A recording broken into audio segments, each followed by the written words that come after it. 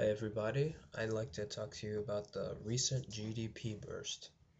Lots of people turn away from economics because it may sound like a foreign language. I would have ignored it too if it hadn't been for a brilliant analogy that I came across. Over the last 3 months of 2009, the US gross domestic product grew by 5.6%. Sounds like good news?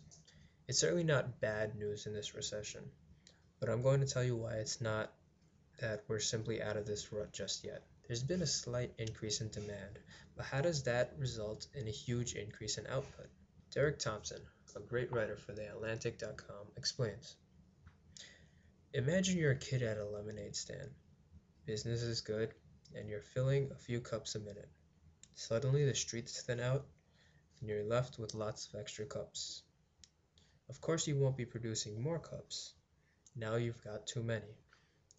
But as people start to gradually pour into the street, you hand them cups that you had filled from before. You start to remember, though, that you need to restock in anticipation of greater crowds. This means you'll need to make more lemonade faster to satisfy the current demand and stock for the future by building back a normal level of inventory. This is how small increases in demand produce huge increases in output. In my very uneducated guess, I'll say this is a good thing for me. A surplus of goodies and not enough demand should keep prices low to attract demand, right? And of course, this glut of product wasn't produced by a surge in labor, so people are still unemployed. So, since there's so many unemployed and people clinging to their strands of whatever job they have left, there would likely be no great demand.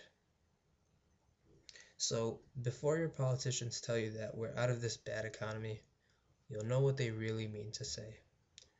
Remove all the fancy adjectives and the truth stands out.